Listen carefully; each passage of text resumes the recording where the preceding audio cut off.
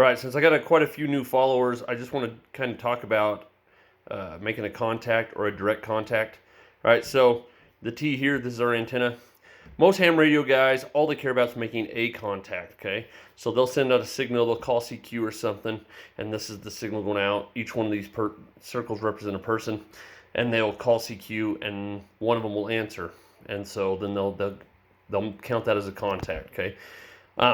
In an emergency situation, let's say you were in the mountains, you had your HF set up, and you needed an emergency. You had an emergency. You got out and you got a hold of this guy.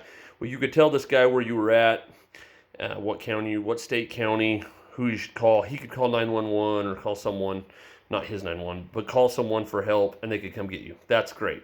Okay, but what we're more worried about in this realm is a direct contact. And how that looks is we've got Team A, Team B, and the talk, or our base, or our homestead, whatever. All right.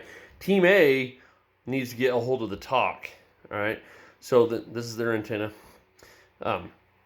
So a direct contact is Team A trying to get a hold of the talk. Team B or Team A trying to get a hold of Team B. We got a mountain or some terrain feature, or we're 40 miles away. That's what I say when I talk about a direct contact. I'm not just trying to get a hold of an unknown over here. I'm trying to get hold of one of these two guys. And that's where the INVIS antenna comes in. All right. And just so you guys know, an INVIS antenna is nothing more than a dipole at 1/4 to 1/8 inch wavelength off the ground. And it can be lower. I've had success with it way, way lower than that on 40 meters.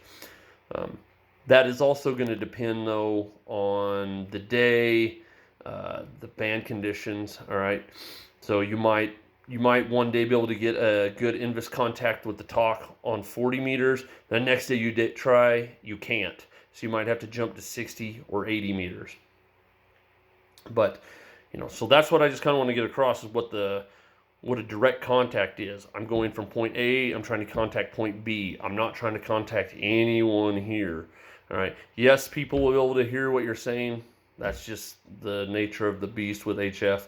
But we want to make direct contact. So when I'm out and I'm saying I'm trying to do a direct contact, I'm Team A trying to talk back to Team the Talk, which is my house radio that will auto reply to me. And that's the purpose of using JS8 call both ways, that I can get an instant feedback of whether or not that radio heard me and whether or not I got direct contact with that radio.